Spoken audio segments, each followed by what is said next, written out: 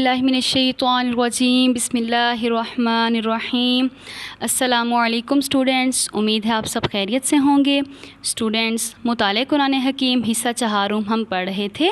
حصہ چہارم میں ہم نے سورۃ سجدہ کی پریویس لیکچر میں تلاوت کی اور اس کا عربی متن پڑھا اور وضاحت پڑھی، اور ان آیات سے ریلیٹڈ جو شارٹ کوسچنس تھے اور سرگرمی تھی وہ بھی آپ کو دی گئی تھی۔ شارٹ کوسچن امید ہے آپ نے اچھے سے یاد کر لی ہوگی، اور سرگرمی کو بھی ایسے طریقے سے آپ نے اپنی نوٹس میں لکھ لیا ہوگا۔ آج جو ہے ہم آیت نمبر 12 سے سٹارٹ کرتے ہیں۔ سورۃ سجدہ پہ صفحہ نمبر 170 سے 174 تک ہم پڑھیں گے۔ اسٹوڈنٹس، ہم اپنا لیکچر سٹارٹ کرتے ہیں۔ اعوذ باللہ من الشیطان الرجیم بسم اللہ الرحمن الرحیم۔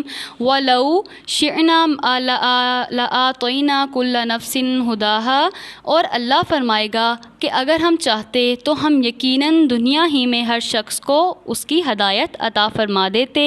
وَلَكِنْ حَقَّ الْقَوْلُ، لیکن میری طرف سے یہ بات طے ہو چکی، منی میری طرف سے، لَأَمْعَلَنَّ جَهَنَّمَ مِنَ الْجِنَّةِ وَالنَّاسِ اجمعین، کہ یقیناً ہم جہنم کو ضرور بھروں گا، میں ضرور بھریں گے، اور جنات اور انسانوں سب سے۔ یعنی اللہ تعالیٰ نے فرمایا کہ میں اپنی بات کو وہ پورا کر کے رہوں گا کہ میں جنت سے بھی لوگ انسانوں کو بھروں گا، اور جہنم سے بھی اس میں جنات کو سے اور انسانوں سے اس کو بھر دوں گا۔ فذوقوا، پس تم چکھو، بما نسیتم، جو تم بھول چکے تھے، لقاء ملاقات کو، اپنے رب کی ملاقات کو بھول چکے تھے، یومکم ھذا، آج کے دن کو، یعنی آج کے دن کہ تم اپنے رب کی ملاقات کو بھول چکے تھے اور تم گناہوں میں پڑے ہوئے تھے، تو وہ آج کا دن ہے۔ انا نسیناکم، بے شک آج ہم تمہیں بھلا دیں گے، تم نے دنیا کی زندگی میں ہمیں بھلایا تو آج ہم تمہیں بھلا رہے ہیں۔ وذوقوا عذاب الخلد، اور ہمیشہ کے عذاب کا مزہ چکھتے رہو، بما کنتم تعملون، ان اعمال کی وجہ سے جو تم کیا کرتے تھے۔ انما یؤمن بآیاتنا، بے شک ہماری آیات پر وہی لوگ ایمان لاتے ہیں، الذین اذا ذکروا بہا، جب انہیں ان آیات سے نصیحت کی جاتی ہے، خروا سجدا وسبحوا بحمد ربہم وہم لا یستکبرون، تو وہ سجدے میں گر پڑتے ہیں اور اپنے رب کی تعریف کے ساتھ تسبیح کرتے ہیں اور تکبر نہیں کرتے۔ اسٹوڈنٹس، چونکہ سجدہ آیت جو ہے سجدہ تلاوت کی آیت جو ہے وہ تلاوت کی گئی ہے، ہم سب پر سجدہ کرنا جو ہے وہ واجب ہو چکا ہے۔ اسٹوڈنٹ، آپ سب سجدہ تلاوت کی آیت کو جب سنیں گے تو انشاءاللہ اس سجدہ آپ ادا کر دیں گے اللہ کے حضور۔ تتجافی جنوبہم، اور ان کے پہلو الگ رہتے ہیں، عن المضاجع، بستروں سے، یدعون ربہم، اپنے رب کو پکارتے ہیں، خوفاً، خوف، اور وطمعاً، اور امید کے ساتھ۔ یعنی وہ پہلو کا بستر سے الگ ہونے سے کیا مراد ہے؟ یعنی وہ رات کو کم سوتے ہیں اور بلکہ تہجد پڑھتے ہیں، اللہ کے جو ہے وہ حضور اپنے گناہوں کی معافی مانگتے ہیں، خوف اور امید کے ساتھ۔ خوف کس چیز کا؟ اللہ کے عذاب کا، اور امید کس چیز کا؟ کہ اللہ بخش دے گا ہمیں ہمارے گناہوں کو، تو ان کی امید ہے، اس امید اور خوف کے ساتھ اپنے رب کو پکارتے ہیں۔ وَمِمَّا رَزَقْنَاهُمْ يُنْفِقُونَ، اور جو ہم نے ان کو رزق دیا اس میں سے وہ خرچ کرتے ہیں۔ فَلَا تَعْلَمُ نَفْسٌ، پس کوئی شخص نہیں جانتا، مَا أُخْفِيَ، کہ اس کیا چھپا رکھا ہے، لَهُم مِّن قُرَّةِ أَعْيُنٍ، آنکھوں کی ٹھنڈک میں سے کیا چھپائے رکھا ہے، جَزَاءً بِمَا كَانُوا يَعْمَلُونَ، پس ان اعمال کا بدلہ ہوگا جو وہ کرتے ہیں۔ أَفَمَنْ كَانَ مُؤْمِنًا، بھلا جو مومن ہو، کمن کون فاسقہ، وہ اس شخص کی طرح ہو سکتا ہے، لا یستوون، جو نافرمان ہو، کیا وہ دونوں برابر ہو سکتے ہیں؟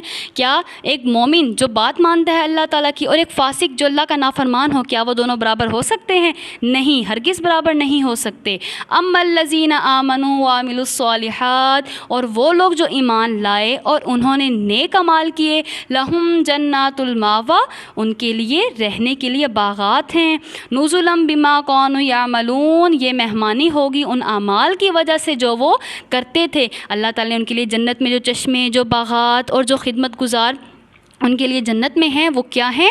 یہ نعمتیں ان کے لیے ہوں گی، یہ مہمان نوازی ان کے لیے ہوگی جو ایمان لاتے ہیں اور نیک اعمال کرتے ہیں۔ یہ کیوں ان کو دیا گیا؟ کیونکہ وہ اللہ کی احکامات پر عمل کرتے تھے۔ وَأَمَّا الَّذِينَ فَسَقُوا فَمَأْوَاهُمُ النَّارُ، اور وہ لوگ جنہوں نے نافرمانی کی تو ان کا ٹھکانہ آگ ہے۔ كُلَّمَا أَرَادُوا، جب کبھی وہ اس سے نکلنا چاہیں گے، أَن يَخْرُجُوا، کہ وہ نکل جائیں، مِنْهَا، اس سے، أُعِيدُوا فِيهَا، تو اس میں دوبارہ لوٹا دیے جائیں گے۔ وَقِيلَ لَهُمْ، اور ان کے لیے کہا جائے گا، ذُوقُوا، چکھو، عذاب الناری، آگ کا عذاب، الذی، وہ جو، کنتم بہ تکذبون، جس کو تم جھٹلاتے تھے۔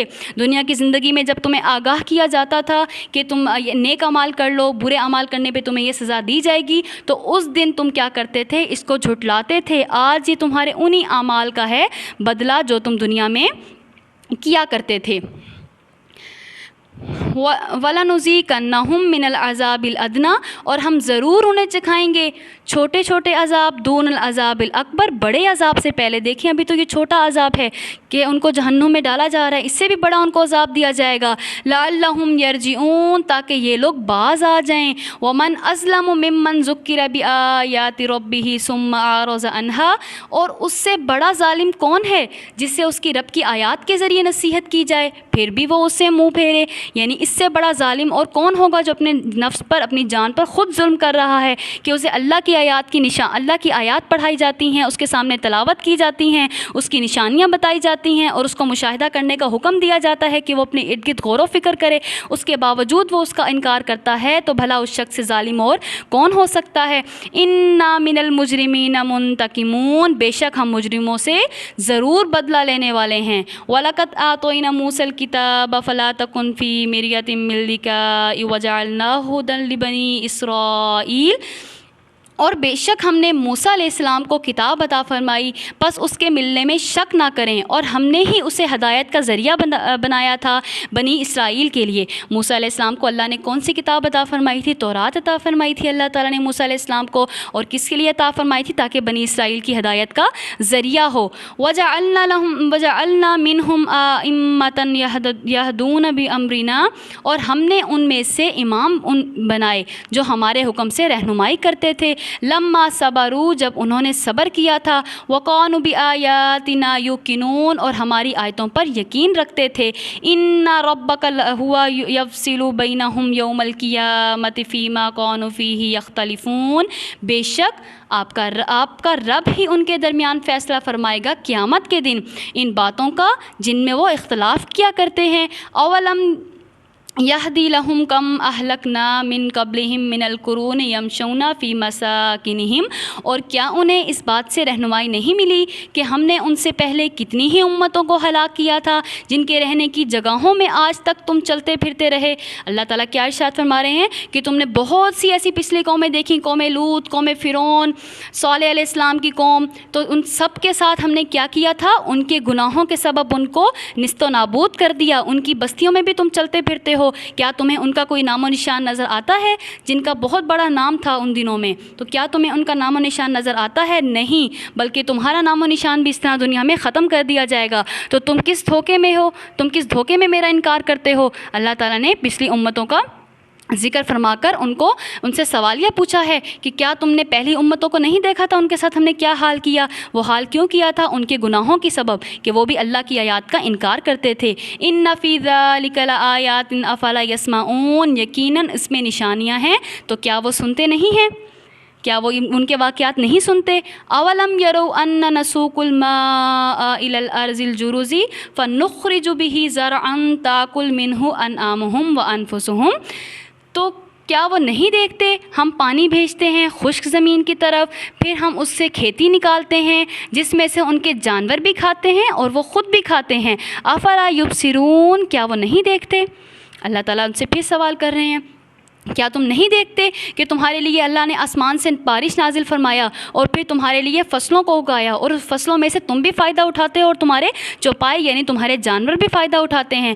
وَيَقُولُونَ، اور وہ کہتے ہیں، مَتَىٰ هَٰذَا الْفَتْحُ إِن كُنتُمْ صَادِقِينَ، یہ فیصلہ کب ہوگا اگر تم لوگ سچے ہو؟ کافر لوگ ہٹ درمی دکھاتے ہیں، کیا کہتے ہیں کہ اگر یہ تمام باتیں سچی ہیں، اس کا حساب کتاب ہونا ہے تو یہ فیصلہ کب ہوگا؟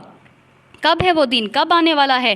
کل، آپ فرما دیجئے صلی اللہ علیہ وسلم. اب دیکھیں اس آیت میں رسول صلی اللہ علیہ وسلم کو ان کی اس بات کا جواب دینے کا کہا جا رہا ہے. یوم الفتح، فیصلے کا دن، لا ینفع، نہیں فائدہ دے گا، الذین، ان لوگوں کو، کفروا، جنہوں نے کفر کیا، ایمانہم، ان کا ایمان، ولا ہم ینظرون، اور نہ ہی انہیں مہلت دی جائے گی کہ آج تو یہ بےتاب ہیں اس دن کو دیکھنے کے لیے، تو اس دن ان کو نہ ہی کوئی مہلت دی جائے گی، اور نہ ہی ان کا جو ایمان ہے جس پر یہ ایمان رکھتے ہیں، اپنے آباء و اجداد کے دین پر چلتے ہیں، تو وہ ان کا ایمان لانا ان کو اس دن فائدہ نہیں دے گا. آج تو یہ اس کے بارے میں پوچھتے ہیں اور آپ سے کہتے ہیں کب آئے گی، اگر آپ سچے ہیں تو اس دن کو لے آئیں، لیکن ان کو بتا دیجئے کہ اس دن فیصلہ کیا جائے گا، کافروں کا ایمان ان کو فائدہ نہیں دے گا اور نہ ہی انہیں مہلت دی جائے گی.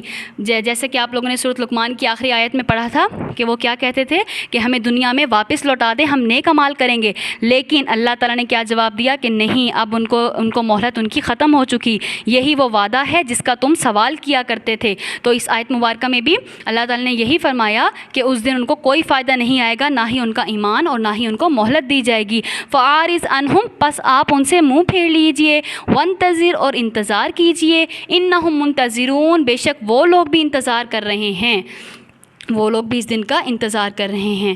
اوکے اسٹوڈنٹس، الحمدللہ آج ہم نے آیت نمبر 13 سے لے کر 30 تک جو ہے ہم نے اس آیات کا ترجمہ کیا اور وضاحت پڑھی. اب اس آیات سے ریلیٹڈ جو ہیں وہ شارٹ کوسچنز ہیں، اس کو میں آپ کو ایک دفعہ ٹیلی کروا دیتی ہوں. سوال نمبر 1 ہے، سورۃ سجدہ کے دوسرے رکوع کی روشنی میں مومنین کے 5 اوصاف بیان کریں. نمبر 1، وہ اللہ کو سجدہ کرتے ہیں. نمبر 2، وہ اللہ کی حمد اور تسبیح کرتے ہیں. نمبر 3، وہ تکبر نہیں کرتے. نمبر 4، وہ راتوں کو اٹھ کر عبادت کرتے ہیں. نمبر 5، وہ خوف اور امید سے اللہ کو پکارتے ہیں. نمبر 6، وہ اللہ کی راہ میں مال خرچ کرتے ہیں. اور سوال نمبر 2 دیکھیے گا، اس آیت سے ریلیٹڈ سورۃ سجدہ کے دوسرے رکوع میں مومن اور فاسق کے درمیان کیا فرق بیان کیا گیا ہے؟ مومن اور فاسق برابر نہیں ہو سکتے. ایمان لانے اور نیک اعمال کرنے والوں کے لیے جنت ہے، فاسقوں کا ٹھکانہ جو ہے وہ جہنم ہے.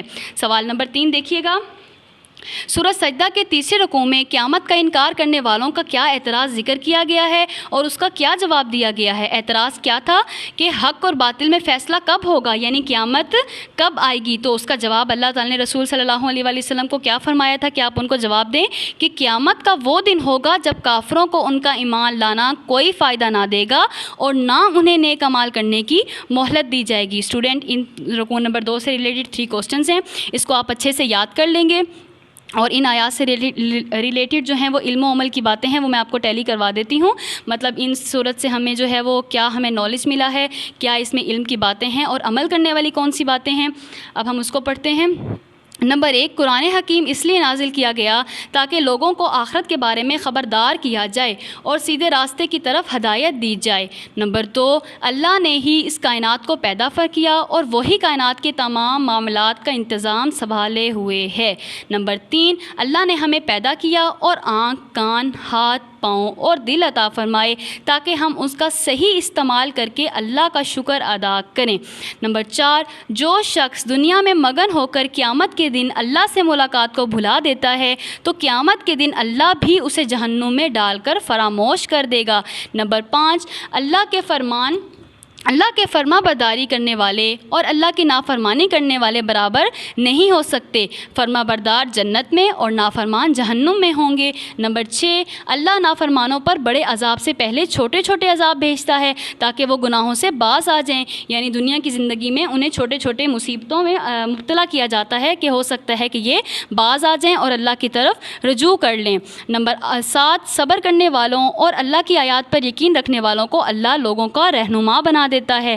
نمبر 8، سابقہ نافرمان قوموں کے کھنڈرات ہمارے لیے نشان عبرت ہیں، ہم ان سے عبرت حاصل کریں. نمبر 9، ہمیں قیامت کی فکر کرتے ہوئے اس کی تیاری کرتے رہنا چاہیے کیونکہ قیامت کے دن نہ تو ایمان لانا قبول کیا جائے گا اور نہ ہی نیک اعمال کرنے کی مزید مہلت دی جائے گی. اللہ تعالی ہم سب کو ان تمام باتوں کو سمجھنے اور اس پر عمل کرنے کی توفیق عطا فرمائے. اسٹوڈنٹ ان آیات سے ریلیٹڈ جو ہیں وہ 5 MCQs ہیں. آپ کو ٹیلی کروا دیتی ہوں. آپ نے صورت پڑھی, اس کی وضاحت پڑھی اور اس کے شارٹ کوسچنس بھی اچھے سے یاد کیے, تو یہ انہی میں سے یہ جو ہیں MCQs بنے ہوئے ہیں. آپ اس کا کریکٹ آنسر اچھے سے مارک کر لیں گے. نمبر 1 ہے سورۃ سجدہ کے دوسرے رکوع کی روشنی میں جواب دیجیے کہ قیامت کے دن مجرموں اللہ تعالیٰ سے کس بات کا التجا کریں گے مجرم لوگ. تو نمبر 1 دنیا میں واپس جانے کی, نمبر 2 مغفرت کی, نمبر 3 موت کی. MCQs نمبر 2 دیکھیے گا. سورۃ سجدہ کے دوسرے رکوع کی روشنی میں جواب دیجیے کہ اللہ نافرمانوں پر بڑے عذاب سے پہلے چھوٹا عذاب کیوں بھیجتا ہے. نمبر 1 تاکہ انہیں 2 مرتبہ سزا ملے, نمبر 2 تاکہ وہ چیخ پکار کریں, نمبر 3 تاکہ وہ باز آ جائیں. MCQs نمبر 3 دیکھیے گا. تو رات خاص طور پر کن لوگوں کے لیے نازل کی گئی تھی؟ بنی اسماعیل کے لیے, بنی اسرائیل کے لیے یا بنی آدم علیہ السلام کے لیے؟ ان میں سے کریکٹ آنسر کو مارک کر لیں. MCQs نمبر 4 دیکھیے گا. سورۃ سجدہ کے آخری رکوع کی روشنی میں جواب دیجیے کہ اللہ نے نبی صلی اللہ علیہ وآلہ وسلم کو کفار کے بارے میں کیا نصیحت فرمائی. نمبر 1 کفار سے جنگ کیجیے, نمبر 2 کفار کو سزا دیجیے, نمبر 3 کفار سے اعراض کیجیے. نمبر 5 دیکھیے گا. سورۃ سجدہ کے آخری رکوع کی روشنی میں جواب دیجیے کہ اللہ تعالیٰ امامت کا منصب کن لوگوں کو عطا فرماتا ہے. نمبر 1 علم رکھنے اور جہاد کرنے والوں کو, نمبر 2 صبر کرنے اور قرآن کی آیات پر یقین رکھنے والوں کو, نمبر 3 سیاست اور معاشیت کی اعلیٰ تعلیم رکھنے والوں کو. اسٹوڈنٹس اس کا کریکٹ آنسر, ان تمام جو ہے MCQs کے کریکٹ آنسر کو آپ مارک کر لیں گے. آپ کو صورت پڑھائی گئی اور آپ کو شارٹ کوسچنس اور لانگ کوسچنس بھی کروائے گئے, یہ انہی سے ریلیٹڈ ہیں. اوکے اسٹوڈنٹس, سورۃ سجدہ الحمدللہ ہماری کمپلیٹ ہو چکی ہے. سورۃ سجدہ کی آیات ہم نے 1 سے لے کے 30 کی تلاوت کی اور وضاحت پڑھی, اور ان آیات سے ریلیٹڈ جو شارٹ کوسچنس تھے وہ بھی کیے, علم و عمل کی باتیں بھی پڑھی اور MCQs بھی پڑھے. MCQs اپنی نوٹس پر جو ہے اپنی مطالعہ قرآن حکیم کی صفحہ نمبر 174 پر اچھے سے مارک کر لیں گے, اور امید ہے آپ نے سرگرمی اچھے طریقے سے اپنی نوٹس میں کر لی ہوں گی. اوکے اسٹوڈنٹس, اپنا خیال رکھیے گا. فی امان اللہ. اللہ حافظ.